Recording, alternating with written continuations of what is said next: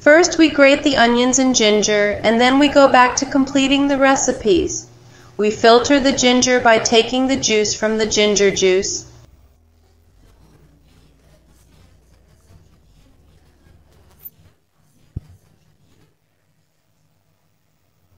Filter it with strainers or with any gauze we take the juice.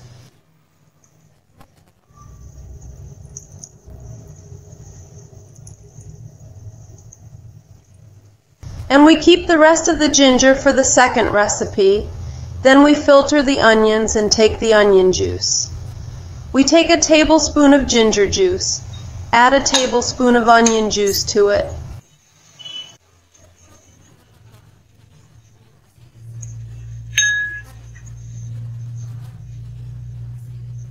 نخلط المكونات جيدا مع بعضها البعض قبل الاستحمام بحوالي نصف ساعة.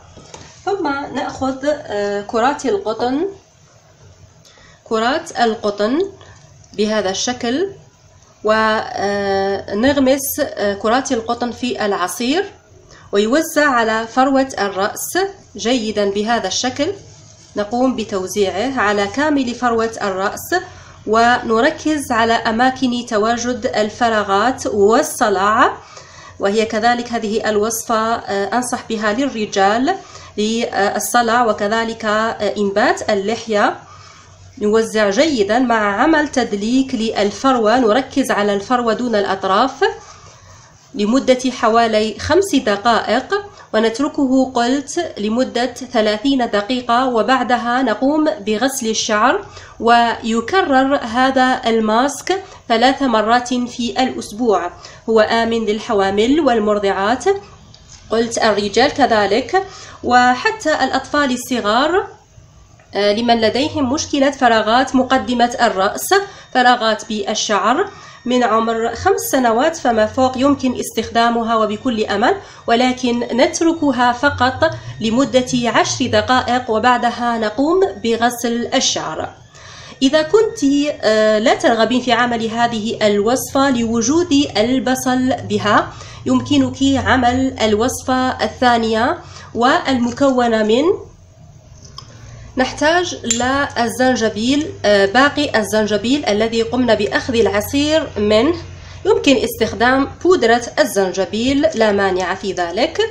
وكذلك نحتاج هنا لملعقة طعام كبيرة من أوراق المورينجا. المورينجا هنا متوفرة عند العطار، هي متوفرة كذلك. طبعا هي عبارة عن نبات طبي ألبان، أو تسمى كذلك بشجرة الرحمة أو شجرة اليسر، غصن ألبان أو الحبة الغالية أو شجرة الحياة.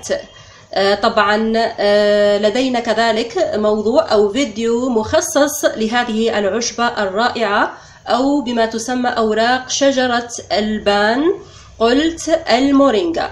بديل المورينجا هنا يمكن استخدام الريحان أو الياس أو الآس، أو يمكن استخدام إكليل الجبل يزير. نحتاج قلت لملعقة طعام كبيرة، ونضيف عليها حوالي ملعقة طعام كبيرة من الزنجبيل، ثم نضيف كوب من الماء المغلي. نضع مباشرة عليه الماء المغلي ونتركه لينقع من ساعة إلى 2 ساعات. طبعا هنا نحكم إغلاق الإناء حتى لا تتطاير الزيوت المفيدة في هذه المكونات. بهذا الشكل نحكم إغلاق الإناء. طبعا هنا أوراق المورينجا مفيدة جدا جدا للشعر، وذلك لاحتوائها على قوة من الكالسيوم والحديد والزنك، نحاس، بوتاسيوم، وكذلك مكونات أخرى كثيرة، كما أنها معروفة طبعا بالمحتوى العالي من المواد المضادة للأكسدة. هي تساعد على إبقاء الشعر طبعا صحي وكذلك كثيف، وتساعد على تطويل الشعر، ممتازة لإنبات الفراغات وبسرعة. طبعا هنا نترك المنقوع قلت لمدة ساعة إلى 2 ساعات أو حتى ليلة كاملة. وبعدها نقوم بتصفية هذا السائل، نقوم بتصفيته ونتركه إلى أن يكون بحرارة الغرفة. بعدها نقوم بغسل الشعر بالشامبو، ونستعمل هذا المحلول للشطف النهائي للشعر. يمكن عمله في بخاخ وعمل بخاخ للشعر، أو قلت محلول شطف نهائي للشعر. نكرر استخدام هذه الوصفة مرة واحدة فقط في الأسبوع. إذا كان الصلع وراثي يمكننا استخدامها من 2 إلى 3 مرات في الأسبوع. غير متوفرة عندك هذه المكونات، ننتقل لعمل الوصفة الثالثة، كذلك هي مفيدة جدا. نحتاج فيها إلى ملعقة طعام كبيرة من زيت الزيتون. يمكن استخدام زيت جوجوبا أو زيت جوز الهند، أو كذلك يمكن استخدام زيت الأرغان. نحتاج للمكون الثاني هو ملعقة شاي صغيرة من بودرة الزنجبيل. نخلط المكونات جيدا مع بعض دائما قبل الاستحمام، نخلطها جيدا.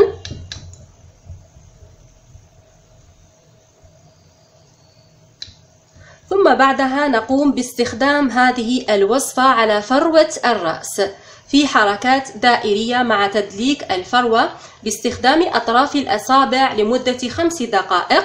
نترك هذه الخلطة لمدة نصف ساعة، ثم نقوم بغسلها بالشامبو المناسب. تكرر استخدام هذه الوصفة كذلك من 2 إلى 3 مرات في الأسبوع. لدينا كذلك الوصفة الموالية، نحتاج فيها إلى بيضة. طبعا هنا التنويع في الوصفات، يمكن التنويع ما بين هذه الوصفات إذا كانت كل المكونات متوفرة. نحتاج إلى بيضة في هذه الوصفة، ونحتاج إلى زيت الزنجبيل. طبعا هنا زيت الزنجبيل سبق وقمنا بعمله في القناة، طريقة عمله موجودة في القناة. بيضة ونضيف عليها 2 ملاعق شاي من زيت الزنجبيل. يمكن شراؤه جاهز أو يمكن عمله كذلك في البيت. ونخلط المكونات جيدا مع بعضها، البيضة مع زيت الزنجبيل. إذا كانت الفراغات كثيرة أو يعاني من الصلع، نضيف ملعقة شاي كذلك من بودرة الزنجبيل لهذه الوصفة حتى تكون نتائجها سريعة. نخلط المكونات جيدا مع بعضها البعض، ثم نقوم بتوزيع هذا الماسك. دائما نبدأ بالفروة، وكذلك يمكننا توزيع هذا الماسك على أطراف الشعر، ونتركه من ساعة إلى ساعتين. بالنسبة لرائحة البيض، يمكن إضافة حوالي ملعقة شاي صغيرة من عصير الليمون أو أي نوع خل متوفر في البيت لإزالة رائحة البيض. نتركه على الشعر، وبعدها نقوم بشطفه جيدا بالشامبو. تكرر هذه الوصفة من 2 إلى 3 مرات في الأسبوع.